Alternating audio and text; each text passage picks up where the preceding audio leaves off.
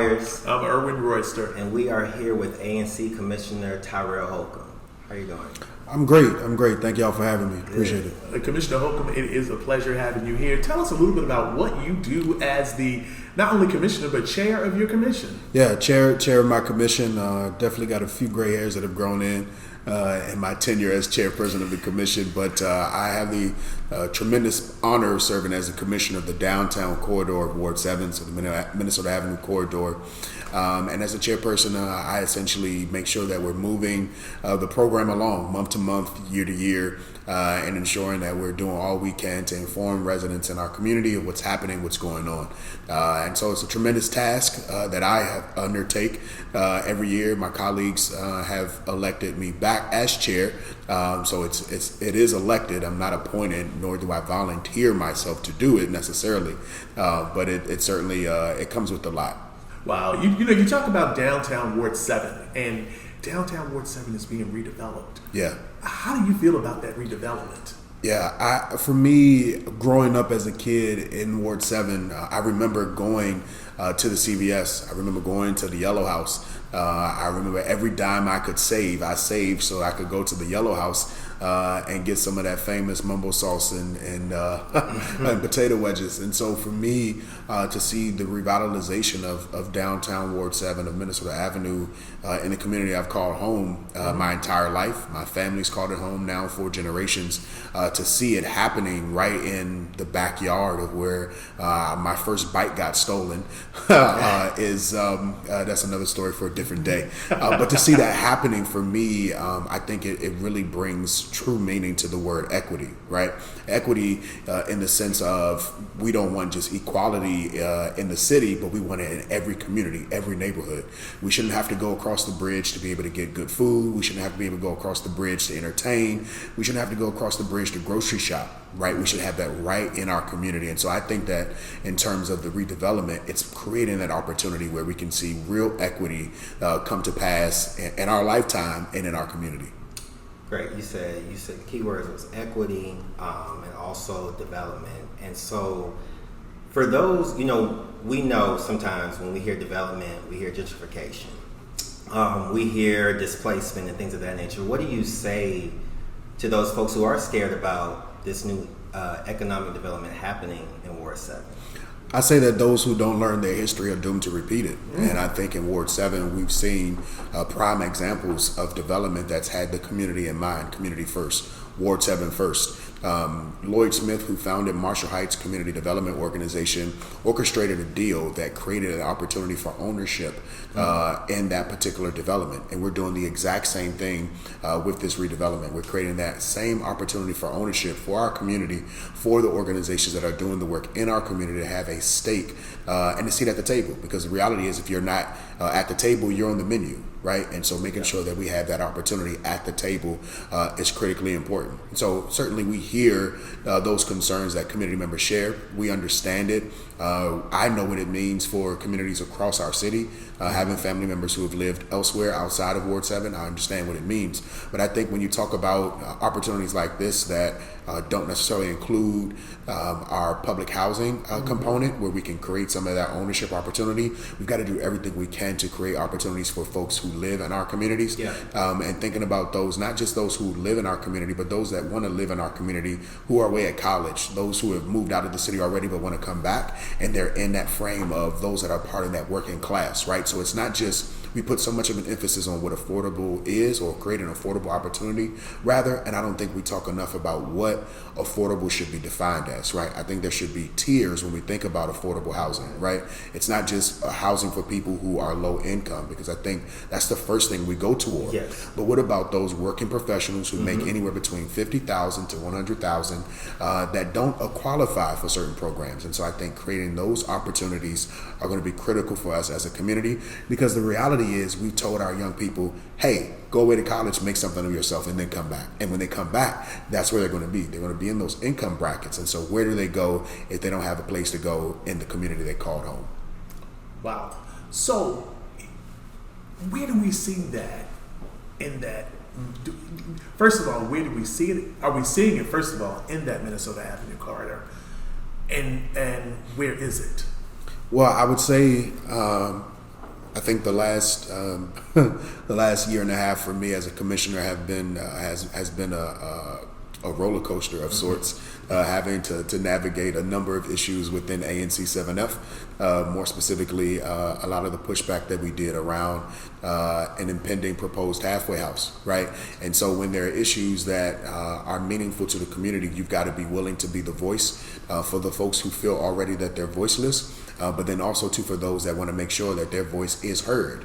And so in this instance, I feel that we're having to do the exact same thing. And so I think the place where that's seen with this is we've got to make sure that we're creating opportunities for ownership, right? And it's not just Minnesota Avenue, right? I think that we get to the place where there are other aspects of Ward 7 that begin becoming developed, right? And we're also already seeing that as well. And so in those opportunities where we can create ownership, we should be creating ownership. In those opportunities where we can create a pathway to housing for those who may not necessarily fall in that fray of low income, moderate income, or be prepared for ownership opportunities. We've got to create we've got to create that for them. I think that's very important and critical. And so with this particular development on Minnesota Avenue, we've asked the developer to make a commitment to ensure that we get workforce housing opportunities with this development, right? So that it's not just we're only going to do 10%, we're 10% affordable because that's the threshold. We just want to meet the threshold. We're going to do the bare minimum, but everything else is going to be market rate. Well, when you talk about that, who's X'd out of that, right? Who becomes priced out? And so I think that that's the way that I envision doing it for this particular development. And then I think it gives us that opportunity to set us up for what's going to also happen in ANC 7F over at Reservation 13. How do you work with the developers to create that balancing act that it looks like you've created with the new development? They need to be a part of the community. Cedar Realty has been building their relationship with Ward 7 for a number of years now. Okay. And so they have become a fixture in terms of committing to supporting events, supporting organizations in our community. And so for them to not just support the events, but be there at the events to see the community, to understand that, you know, we're a people, right? It's not just we have a demand for money because we need money. It's bigger than that, right? This is not about dollars. This is about creating opportunities for future generations to go back and look at the very same thing that we are now looking at where with Lloyd Smith did, right? It's creating those exact same opportunities. So holding them accountable is one piece. Not being afraid to call them out. I think one of the things sometimes that you learn being an ANC commissioner is folks will tell you what they want you to hear, right? They're going to tell you what they think is going to get you in the room. They're going to tell you what they think is going to get them a letter of support, but hold their feet to the fire the entire way through. Don't be afraid to hold their feet to the fire, and also to share it out with the community. Tell the community you need them to call. Tell the community you need them to send emails. Tell the community you need them to tweet. Follow them on social media so that it's applied pressure, not just from you as the person who's elected to represent the community, but as a collective community effort. And so we've seen that with Cedar. Cedar's a publicly traded company. We have a number of community members who have bought into Cedar Realty, bought stock into their company on the New York Stock Exchange. And so I think that those are the ways that you create that opportunity so that it's a shared partnership, but they know that the community is going to apply pressure. They have an expectation of what they desire to see, and it's not just a finished product. It's a community benefit for everybody that's involved, not just the folks that are coming, not just the folks that are there now. It's for everyone who's involved. Community members, business owners, community organizations, our faith leaders, and even those in between. I like the holistic approach that you're talking about, and I wanted to talk about the activity that's along the Minnesota Avenue corridor. There's a lot of people out on the street. Not going to go into it because we all know, but like how do you, or if you have that conversations, but is there conversations around addressing what's going on in the Minnesota corridor? Because we don't want to just build stuff up and kick folks out, right? So like, have you guys had conversations around that, how to address? Yeah, so we've done a number of things around that, right? And I think one aspect of it is you got to be proactive. Yeah. You can't be reactive. And so as a commissioner, I've done my very best to be proactive about that issue, dating back to 2017, where we were having meetings about the Minnesota Avenue corridor. This is no new issue. Yeah. Minnesota Avenue is not a new issue. Minnesota Avenue was Minnesota Avenue the way it looks now when I was a kid, right? And so it's not a new issue. But I think the reality is that we've not taken the real approach of addressing it as an issue. There are a number of aspects that I think are involved. There are systemic aspects. There are mental health aspects. There are folks who have for long struggle with drug addictions and drug abuse. There's the homeless aspect. There are a number of aspects that are layered on top of each other. And because they are all layered on top of each other, it's hard because you pull one layer back and then you got to pull four others. Yeah. Right. So how do you address that from a holistic standpoint? And it's deeper than MPD being out on Minnesota Avenue, Definitely. ensuring people don't commit crimes. Right. It's deeper than that. It's about creating those opportunities. And so construction should not happen on Minnesota Avenue. And we walk up and down the corridor and we have people who tell us they want jobs and they're not getting those jobs. So that's another aspect of creating accountability with the developer that's important. So whomever they bring in that's doing the subcontracting, the general contractor needs to make sure that there's a piece of accountability. And we're going to hold their feet to the fire as it relates to that as well. You're not going to come in our community and build up around our community and overlook the people who are already the last, the least, and the left out, right? We're going to make sure that you do everything in your power to create opportunity for them. And those who need even further support and assistance, we're going to go to the city agencies whose sole job is to provide them that support and assistance. We don't want to just see you out there taking pictures to tweet. We don't want to just see you out there for the sake of checking off a box for a key performance indicator because the fiscal year is almost over. We want to see you out there consistently. We want to see the folks who are getting that money to engage our community members. We want to see them out there consistently. We want to see the folks that are homeless, that are young people. We want to see them engaged as well. But also the other aspect of accountability is some of these things are already happening, right? But who's holding the people that are doing this work accountable? I've encountered people who have become defensive of me asking questions about them doing their job, watch this, with our tax dollars that are supposed to support people who need the support, who need the help.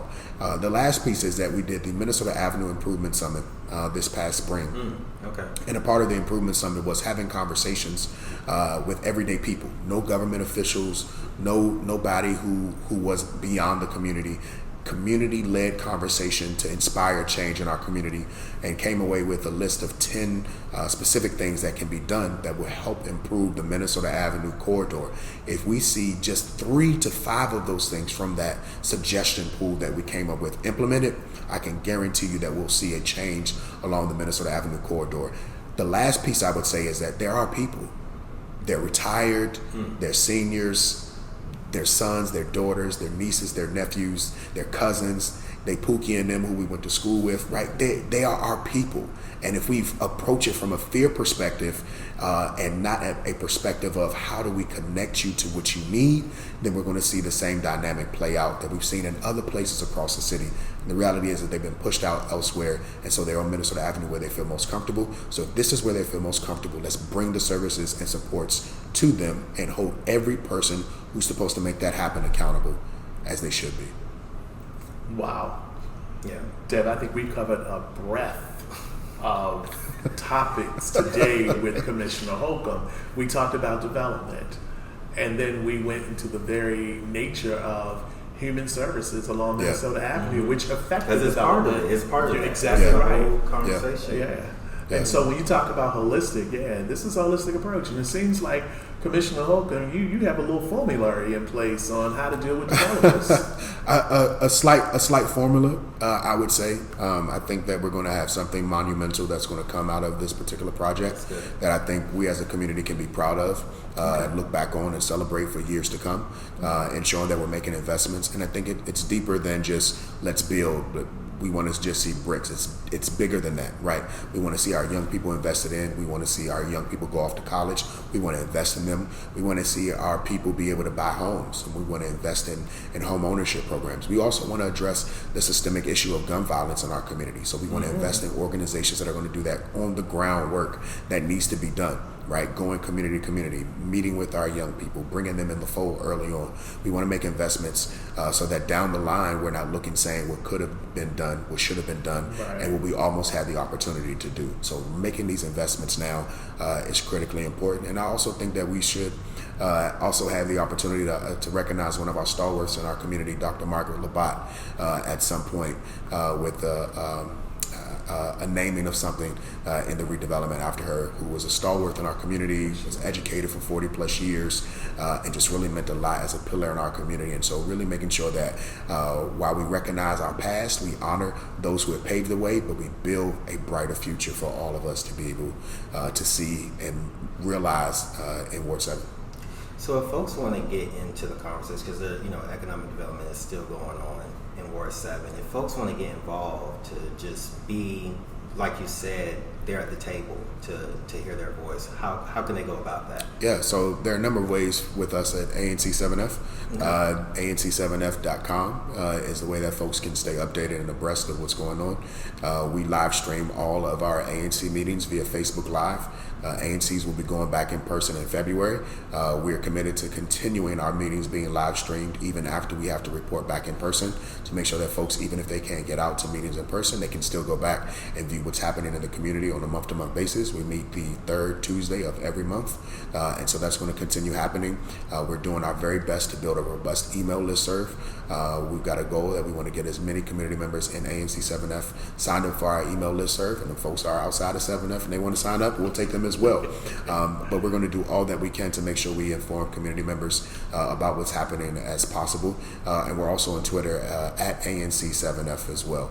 And so those are the ways that folks can stay involved. And then we're working now with Cedar and soon to be the new team that they tap for community engagement to do some engagement roundtables to talk about some aspects of community input as it relates to the development, the art aspect, the components of the retailers that we want to see in the development, really understanding what this does for our community long term and having that opportunity to have a say in it. Wow.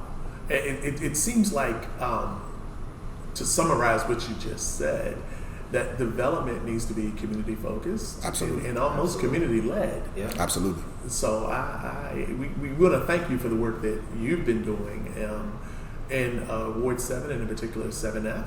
Absolutely. And we want to thank you for coming out today to share your thoughts. Yeah. So are there any? Give me one parting word. If you had one thing to say to the community about anything you wanted, what would that be? Yeah, I think, thank you for that. It's much appreciated. And I know sometimes as community, things aren't always on Front Street.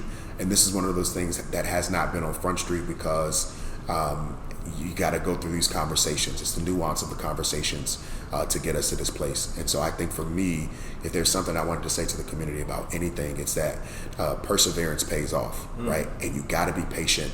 You got to endure the process. And I know as a ward in Ward 7, it seems like wait has turned in forever, but we're at the precipice of forever becoming a realization that it's not forever. And so that patience, that endurance, that perseverance will pay off. And so I'm proud to be a Ward 7 resident. I look forward to being able to raise my own family in Ward 7 and generations to come to be able to say that they're proud to be in Ward 7. And so that's what I would say to our community, that stay in the course, stay in the fight. It does pay off. Wow. this was a great conversation. And we appreciate everything that you're doing and continue to do. So thank you so much. Thank y'all for having me. All right. Much appreciated.